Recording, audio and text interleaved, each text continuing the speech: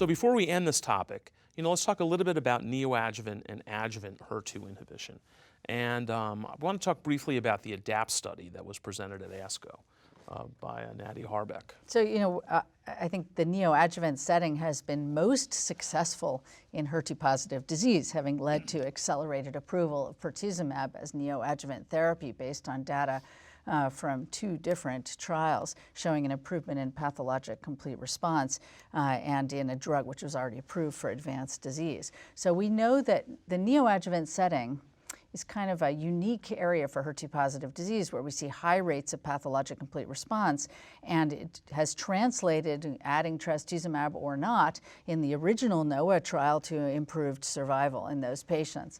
So, people use it as sort of a training ground. And this trial, the ADAPT series of trials, looked at different subgroups of breast cancer. So they have a triple negative group, then they have a HER2 positive group, and then HER2 positive, ER positive group. And it's the West German study group. So you have to be very careful. You don't call it. Yes, no, I've made that mistake, and I will never make it again. But they work together a lot. I am terribly sorry now. Okay. But they do work together a lot. But I thought that these series of trials were quite innovative. They've actually looked at some really interesting designs. So in HER2-positive disease, what they said was, do people who have hormone receptor positive, HER2-positive disease, something we talked about earlier, really need chemotherapy? And if we need to give them chemotherapy, could we give them something kinder and gentler, still chemo, TDM1? So patients received endocrine therapy and trastuzumab, or endocrine therapy, or TDM1.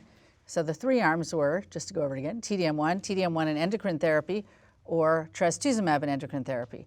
And what was fascinating was that the patients who received TDM1, whether or not they received endocrine therapy, had a higher pathologic complete response rate, which was quite impressive, actually, for this group of patients. And if you put that into the background of the path CR rate is lower in ER-positive, HER2-positive disease than ER-negative HER2-positive disease. We know that.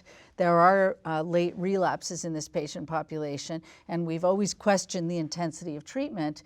This may be a therapy that's quite effective in this subset of patients. I thought it was quite intriguing that it didn't really matter if you gave them endocrine therapy, because the endocrine effect is long-term, and it kind of relates to some of the other data we've seen in overlapping HER2-positive, HER2-targeted therapy with endocrine therapy for longer than a year or for a longer term that we'll talk about next, because maybe that's also a critical part of treating these patients in the long term. Anyway, it's very well tolerated and not a lot of toxicity, and certainly no unexpected toxicities. And before we go to Extenet, I just want to ask one question.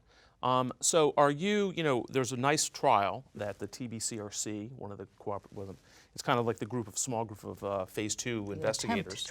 The ATTEMPT trial, which is a really cool trial, which is using TDM1 for 4 doses base. Is it 4 doses? No, it's 1 year. It's a 1 year TDM1. It's a lot of TDM1. It's a lot of TDM1. It's TDM1 for a year versus Taxol or paclitaxel and trastuzumab for 12 weeks. A 3-to-1 randomization. 3-to-1 randomization. And so that'd be really interesting to see what happens in the trial. Does everybody use for low-risk HER2s now? Do you use the TH? Yes. For 12 weeks? APT regimen? APT, I called APT, I called TH. But the ADAPT study, the interesting thing about it to me is 4 cycles, right? Yeah, only 4 days. That was my point. And if you compare it, again, no cross-trial comparison, but you compare it to the 4 cycles in Neosphere of THP, the path CR rate in that study in the ER positives was very low, less than 20%, I think less than 15% for that group. So this That's number the only thing that makes me suspicious. Is very surprising, yeah. I think I'd be excited, not suspicious. Well, but you're excited, but again, these are all relatively small trials. Right. Yes. What it really means, whether you had a better group of patients, but I don't know. I mean, it is fascinating, and I thought the same, and then I thought, well, how can I compare across trial? I just don't know. It's tough. Well, you have the Trifena trial, but that's a lot of chemotherapy. That's a lot of chemo. Yeah.